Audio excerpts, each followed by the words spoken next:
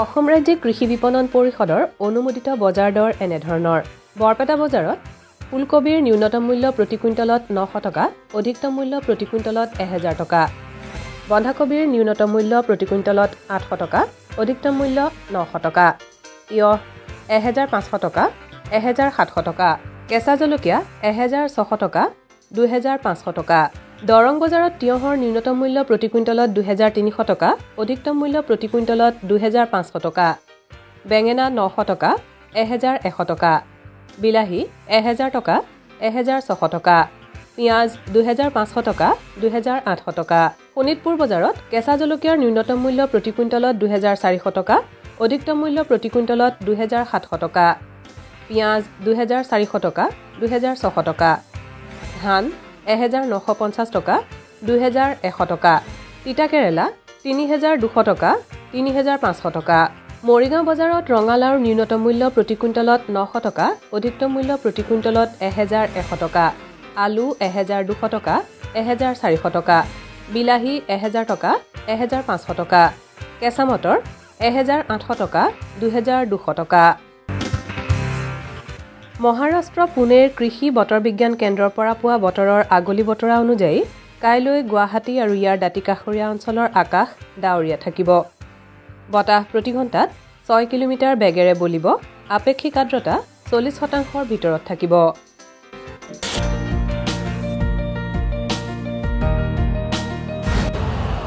Urea का स्वदेशी उत्पादन 70 लाख टन बढ़ाने के लिए 6 उर्वरक संयंत्रों का उद्धार किया जा रहा है FCIL के गोरखपुर सिंदरी तलचर और रामागुंडम संयंत्र HFCL की बरौनी इकाई और BVFCL की नामरू फोर्थ सोने पर सुहागा ये है कि देश में अब बनेगा सिर्फ नीम लेपित यूरिया क्योंकि इससे होगा किसानों का फायदा ही फायदा अनाज का उत्पादन 10% तक बढ़ेगा बढ़ेगी 10 से 15% नाइट्रोजन क्षमता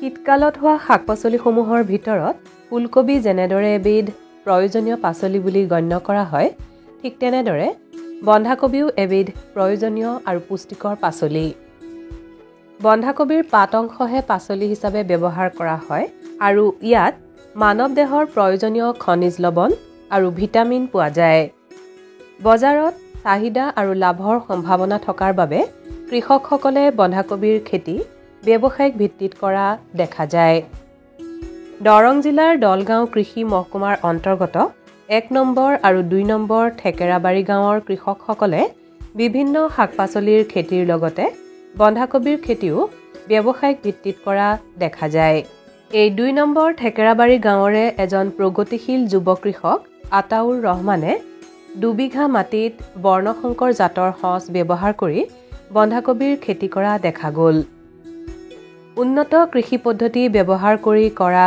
বন্ধাকবি খেতিডৰাৰ কৃষি কাৰ্য প্ৰতিপালন আৰু বিপণন সম্বন্ধে প্ৰগতিশীল যুৱ কৃষক আতাউৰ ৰহমানে আমাক এইদৰে কয় অন্ডাৰবলৰ F1 জাতৰ ইয়াত কবি খেতি কৰা হৈছে প্ৰথমতে মাটিখিনি কবি খেতি কৰাৰ আগতে সিডবেড পাতি নিব লাগিব মাটিৰে ধুনীয়াকৈ সিডবেড এখন পাতি নিব লাগিব সিডবেডটো পাতাৰ সময়ত কিছুমান সতৰ্কতা অৱলম্বন কৰিব লাগিব প্ৰথমে মাটিটো সিলেকশন কৰিব লাগিব পানী জমা হয় না নহয় হেতু চাব লাগিব যদি পানী জমা নহয় তেতিয়াহ'লে ভাল আৰু যদি জমা হয় তেতিয়াহ'লে তাৰ ওপৰেদি মাটি অলপ দি মানে ওখ কৰি নিব লাগিব নিয়াৰ পিছত গোবৰ সাৰ দিব লাগিব গোবৰ সাৰ দিয়াৰ পিছত হাল মাৰিব লাগিব হাল মাৰি ধুনীয়াকৈ মাটিটো মিহি কৰিব লাগিব পাউডাৰৰ নিচিনা হ'ব লাগিব হোৱাৰ পিছত আমি দুটা সাইডতে মাটি উঠাই ওখ হ'ব সেই তেতিয়া মানে বেড সাইড হ'ব আৰু তেতিয়া মানে লাইন সুইং কৰিব লাগিব এটা এটাকে গুটি লাইন সুইং হিচাপত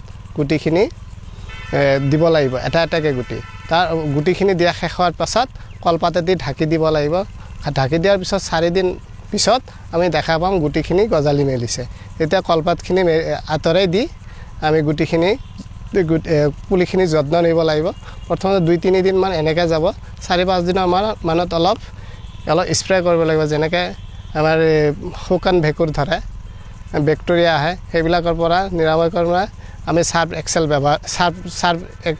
ব্যৱহাৰ কৰোঁ যেনেকৈ সাৰ্ফ মাৰিলে তাৰ পচা বেমাৰটো নাহে পটককৈ যেতিয়া এনেকৈ 15-20 দিন যাব 25 পৰা 30 দিনমান পিছত মূল খেতিলৈ আনিব পাৰি মূল খেতিলৈ আনিবৰ আগতে আকৌ মাটিখিনি আকৌ মানে সিলেকশ্যন কৰিব লাগিব যাতে পানী জমা নহয় বালিচহীয়া মাটি হয় সেই মাটি চহকীয়া হোৱাৰ পিছতো তাৰ ওপৰত গোবৰ সাৰ যথেষ্ট পৰিমাণে ব্যৱহাৰ কৰিব লাগিব 1 বিঘা মাটিত প্ৰায় কমেও 5 পৰা 6 কুইণ্টেল মান গোবৰ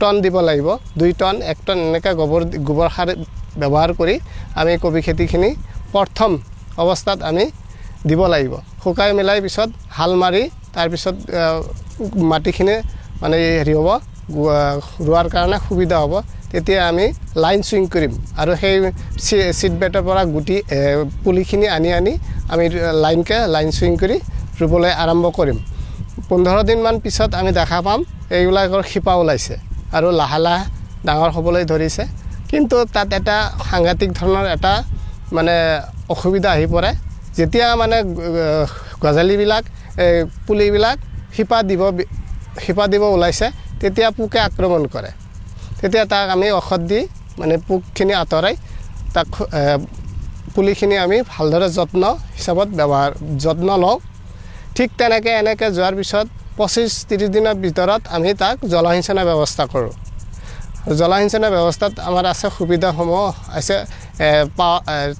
চেলো মেচিন আছে তাৰপিছত হুণ্ডা আছে সেইবিলাকেদি আমি তাৰপিছত তাৰ উপৰিও আমি জলসিঞ্চনৰ অন্য যান্ত্ৰিক পদ্ধতি হিচাপতো আমি কবি খেতিত পানী দিব পাৰি বন্ধাকবি খেতিৰ বাবে ওখ ৰ'দ ঘাই পানী বন্ধ নোহোৱা বালিচহীয়া পলসুৱা মাটিৰ প্ৰয়োজন অৱশ্যে যথেষ্ট পৰিমাণে জৈৱিক সাৰ বা গোবৰ সাৰ প্ৰয়োগ কৰি পলসুৱা মাটিৰ লগতে আঠালেটীয়া মাটিটো বন্ধাকবিৰ মূল বতৰৰ আৰু শেহতীয়া বতৰৰ সঁচবিলাকৰ খেতি কৰিব পাৰি অসমৰ মাটি আৰু জলবায়ুৰ ওপৰত নিৰ্ভৰ কৰি বন্ধাকবিৰ সঁচবোৰ দুটা ভাগত ভগাব পাৰি আগতীয়া সঁচ আৰু শেহতীয়া সঁচ আগতীয়া সঁচৰ উদাহৰণবিলাক হ'ল এনেধৰণৰ গোল্ডেন একৰ প্ৰাইড অৱ ইণ্ডিয়া পুছা মুক্তা পুছা ড্ৰামহেড আলি এক্সপ্ৰেছ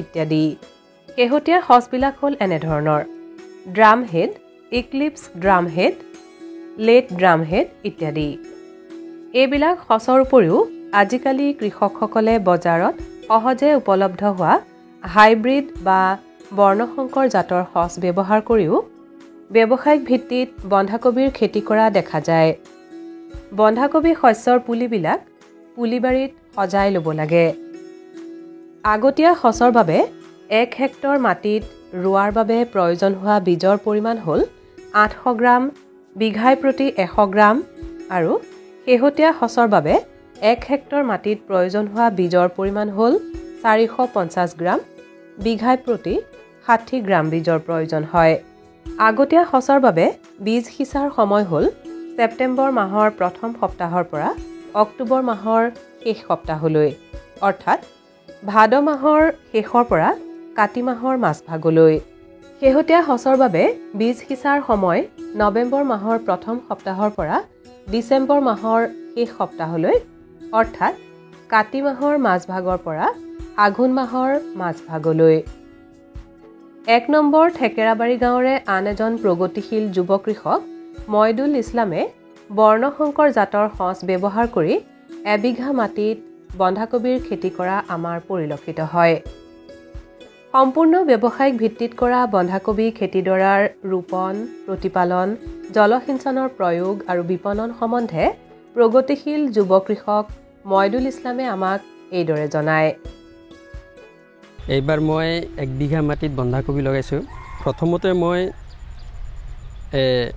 বীজটো আনি বেডশ্বীট বনালোঁ আপোনাৰ 3 হাত পথালি 3 হাতকৈ আৰু দীঘালি যিমান হয় আৰু 1 বিঘাত বীজ লাগে আপোনাৰ 30 গ্ৰাম বিঘা প্ৰতি এতিয়া লগালে 30 গ্ৰাম আগতীয়াকৈ লগালে আপোনাৰ 50 গ্ৰামমান লাগে সেইখিনি আনিলোঁ আনাৰ পিছত বেডশ্বীট আপোনাৰ পুলি পাৰা যিটো আছে মই নাৰ্চাৰী হিচাপে কৰোঁ আপোনাৰ ট্ৰেত লগাওঁ সেই ট্ৰেখিনিত লগালোঁ লগোৱাৰ পিছত 25 দিন পিছত আকৌ ট্ৰান্সফাৰ কৰোঁ সেইটো যিটো মাটিত ৰুওঁ সেই ৰোৱাখিনিত আপোনাৰ লাইন দিব লাগে লাইনটো হ'ব লাগে আপোনাৰ 16 ইঞ্চিকৈ পথালি দীঘলীয়ে স্কুৱেৰ হ'ব লাগে 16 ইঞ্চিকৈ লগাওঁ 16 ইঞ্চিকৈ লগালে আপোনাৰ বীজটো লাগে আপোনাৰ বিঘা 7,000 গুটি লাগে গছ পুলি ৰুব লাগে এই 7,000ত মই 1 বিঘা মাটিত লগাওঁ আৰু আগতীয়াকৈ লগালে বেছি লাগে কিন্তু কথা হ'ল কি মই খেতিৰ লগতে জড়িত যিহেতু খেতি বাতিয়ে কৰোঁ খেতি বাতি এতিয়া এইটো লাভজনক খেতি হয় এইটো 7,000 পুলি যদি থাকে এইটো পুলি 7,000 যদি 10 টকাকৈ বিক্ৰী কৰোঁ 70,000 টকা হয় ইয়াতে লছ নাই কিন্তু লাভে হয় আৰু এই বন্ধাকবিটোত আমাৰ ব্যৱসায় হিচাপে আমি লগাওঁ খোৱাৰ কাৰণেও খোৱা আৰু ব্যৱসায় একেলগে লগাওঁ যিটো ব্যৱসায় হিচাপে লগাওঁ আমি এইটো আমি খেতি কৰিয়ে মানে আমাৰ পোহপাল দিব লাগে যিহেতু আমাৰ ব্যৱসায় হিচাপে লগাব লাগে এই কবিটো আপোনাৰ 90 দিনীয়া হয় 90 দিনীয়াৰ পৰা 120 দিনীয়া এনেকুৱা টাইম লাগে সেই টাইমখিনিত মোটামুটি আগতীয়াকৈ হ'লে 1 লাখ 1.5 লাখ টকা বিক্ৰী কৰিব পাৰি আৰু যদি ছিজনত হয় যদি পুহ মাঘ মাহত হয় তেতিয়া আপোনাৰ 70,000 80,000 টকা বিক্ৰী কৰিব পাৰি বন্ধাকবি খেতিৰ বাবে বাছনি কৰা পথাৰখনত যথেষ্ট পৰিমাণে পচন সাৰ বা গোবৰ সাৰ প্ৰয়োগ কৰি হাল কোৰ মাৰি মৈয়াই লৈ সমান কৰি ল'ব লাগে পথাৰত পুলিবিলাক নিৰ্দিষ্ট দূৰত্বত শাৰী শাৰীকৈ ৰোপণ কৰিব লাগে আগতীয়া খচৰ পুলিবিলাক প্ৰতিটো শাৰীত 30 চেণ্টিমিটাৰ বা এফুট ব্যৱধানত ৰোপণ কৰিব লাগে আৰু দুটা শাৰীৰ মাজত 60 চেণ্টিমিটাৰ বা 2 ফুট ব্যৱধান ৰাখিব লাগে শেহতীয়া খচৰ পুলিবিলাক ৰুবৰ বাবে প্ৰতি শাৰী আৰু পুলিৰ মাজত 60 চেণ্টিমিটাৰ বা 2 ফুট ব্যৱধান ৰাখিব লাগে পথাৰত সাৰ প্ৰয়োগ কৰাৰ 4-5 দিনৰ পিছতহে পুলি ৰোপণ কৰিব লাগে বন্ধাকবি খেতিত বিঘাই প্ৰতি প্ৰয়োগ কৰিবলগীয়া জৈৱিক আৰু ৰাসায়নিক সাৰৰ পৰিমাণ হ'ল এনেধৰণৰ গোবৰ বা পচন সাৰ 1 টন ইউৰিয়া সাৰ 30 কিলোগ্ৰাম একক super phosphate 5 kilogram muriate of potash 13 kilogram borax সাৰ 1 কিলোগ্ৰাম বন্ধাকবি খেতিৰ কৃষি পদ্ধতি প্ৰতিপালন আৰু বিপণন সম্বন্ধে দৰং জিলা কৃষি বিভাগৰ অধীনৰ দলগাঁও শিয়ালমাৰী উন্নয়ন খণ্ডৰ অন্তৰ্গত আত্মা আঁচনিৰ খণ্ড প্ৰযুক্তি প্ৰবন্ধক মন্তু মজুমদাৰে আমাক এইদৰে জানিবলৈ দিয়ে একচুৱেলি বন্ধাকবিটো আমাৰ ৰবি ক্ৰপছৰ ভিতৰতে পৰে এই ৰবি বন্ধাকবিটোৰ ভিটামিনযুক্ত আমাৰ পাচলি হয় বহুত উপকাৰ আছে আৰু জেনেৰেলি আমাৰ গাঁৱত বা আমাৰ এই অসমত এই বন্ধাকবি খেতিটো প্ৰত্যেক সকামতে লাগে বা প্ৰত্যেক ঘৰতে আমাৰ এই বন্ধাকবি খেতিটো পাচলি হিচাপে ব্যৱহাৰ কৰোঁ আমি গতিকে এই খেতিটো আমাৰ অসমত যিমানখিনি লাগে সিমানখিনিৰ ভিতৰত আমি 80% আমাৰ অসমৰ মানুহে বা অসমৰ কৃষকে খেতি কৰি ইয়াৰ উৎপাদনটো কৰি লয় আৰু বাকী যি 20% আমাক লাগা হয় সেইখিনি আমি ওচৰ চুবুৰীয়া অৰুণাচল বা মেঘালয় এনেকুৱা মেঘালয়ৰ পৰা আমি কালেক্ট কৰি লওঁ বা তেওঁলোকৰ পৰা আমি কিনি লওঁ গতিকে এই বন্ধাকবি খেতিটোৰ কাৰণে প্ৰথমতে আমাৰ মাটিডৰা ভালকৈ চাহ কৰি লৈ মানে পলসুৱা বালিচহীয়া মাটি এক টুকুৰা ঠিক কৰি পানী যাতে বান্ধ খাই নাথাকে সেই মাটিটোত পানীটো সোনকালে ওলাই যাব পাৰে ঠিক তেনেকুৱা মাটি এক টুকুৰা আমি সিলেক্ট কৰি ল'ব লাগে আৰু সেই মাটি টুকুৰাত তাৰমানে কি হয় যদি পানী বন্ধ হৈ থাকে তেতিয়া আমাৰ ফলখিনি ভাল নহ'ব বা বেমাৰে বেছি পাব গতিকে পানী বন্ধ হৈ নথকা মাটি টুকুৰা সিলেক্ট কৰি লৈ তাত আমি খেতিটো কৰিব লাগে আৰু এই খেতিটো কৰাৰ কাৰণে বীজ সিঁচাৰ কাৰণে ধৰক বীজৰ কাৰণে আমি 10 ফুট আৰু 3.5 ফুট বা 3 ফুট ওখ কৰি লৈ পেলাই আমি চিড বেডটো তৈয়াৰ কৰিব লাগে। উন্নত প্ৰযুক্তি কৌশল প্ৰয়োগ কৰি ব্যৱসায়িক ভিত্তিত বন্ধাকবিৰ খেতি কৰিলে কৃষকসকল লাভৱান হ'ব পাৰিব। উদ্যান শস্যৰ অন্তৰ্গত ফল-মূল শস্যৰ খেতি হ'ল এটি বৰ লাভজনক খেতি। যোৱা কেইবছৰমানৰ পৰা ৰাজ্যখনৰ কৃষকসকলৰ মাজত ষ্ট্ৰবেৰী নামৰ এবিধ উচ্চ মানবিশিষ্ট আৰু অধিক লাভৰ সম্ভাৱনা থকা ফলৰ খেতিয়ে জনপ্ৰিয়তা লাভ কৰা দেখা গৈছে। ষ্ট্ৰবেৰী ফল হ'ল এবিধ বহুবৰ্ষীয় উদ্ভিদ আৰু প্ৰতি বছৰে ফল দিয়া দেখা যায়। এইবিধ ফলৰ গা গছডাল চুটি আৰু ইয়াক ক্ৰাউন বুলি কোৱা হয়। এই ক্ৰাউন অংশৰ পৰাই পত্ৰমুকুল, ফুল আৰু মাটিত বগাই যোৱা ৰানাৰ অংশ ওলোৱা দেখা যায়। ষ্ট্ৰবেৰী ফলৰ গছ মাটিত বগাই যোৱা দেখা যায়। ইয়াৰ ফুলপাহ বগা ৰঙৰ হয় আৰু 5টা পাহি থাকে। ষ্ট্ৰবেৰী ফলৰ ৰং পকিলে ৰঙা ৰঙৰ হয় আৰু দেখিবলৈ বৰ মনোমোহা হয়। ষ্ট্ৰবেৰী ফল খেতিৰ পৰা অধিক উৎপাদন পাবলৈ হ'লে নিয়মিতভাৱে জলসিঞ্চন প্ৰয়োগ কৰিব লাগে। ড্ৰিপ পদ্ধতিৰে জলসিঞ্চন প্ৰয়োগ কৰিলে অধিক সুফল পোৱা যায়।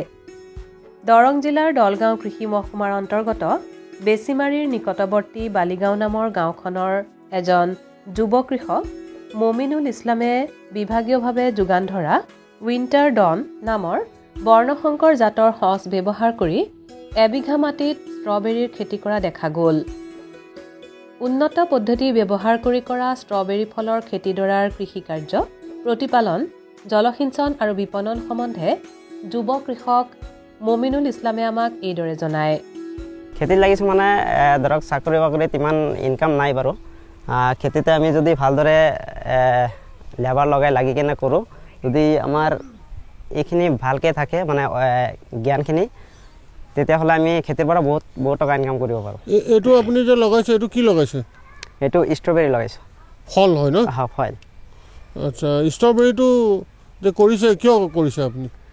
ষ্ট্ৰবেৰী কৰিছোঁ মানে ধৰক এতিয়া শাক পাচলিত বহুতে চবেই কৰে, মানে তাতে শাক পাচলিৰ দাম নাথাকে। তো আমি ফল মূলৰ খেতি কৰিলে এইটো মানে দামটো বহুত, মানে 1 বিঘা মাটিতে আমি 2-3 গুণ ডাবল ইনকাম পাব পাৰোঁ। এই ষ্ট্ৰবেৰীটো কেতিয়া লগাইছে? এইটো ষ্ট্ৰবেৰীটো নৱেম্বৰ মাহত লগাইছিলোঁ। এইটো জাতটো কি? এইটো উইণ্টাৰ ডন। পুলি ক'ত পাইছিলে? ক'ৰ পৰা সংগ্ৰহ কৰিছিলে? পুলি আমাৰ এগ্ৰিকালচাৰ বিভাগৰ পৰা পাইছিলোঁ, মঙলদৈ। এইটো মানে বিনামূলীয়াকৈ? হয়, বিনামূলীয়াকৈ। কিমান দিন হৈছে এতিয়া? এইটো প্ৰায় 1.5 মাহমান হ'ল। ফুল আহি গৈছে ন? হয়, ফুল আহিছে। ফল লাগিছে নেকি? ফল লাগিছে, 2টা এটাত লাগিছে। ফল আপোনাৰ 2 মাহমান পূৰা হ'লে হাৰ্ভেষ্টিং ষ্টাৰ্ট হৈ যাব আৰু। ইয়াত কিমান আছে এৰিয়া? এৰিয়া 1 বিঘা আছে। আৰু এইবিলাক কি দিছে?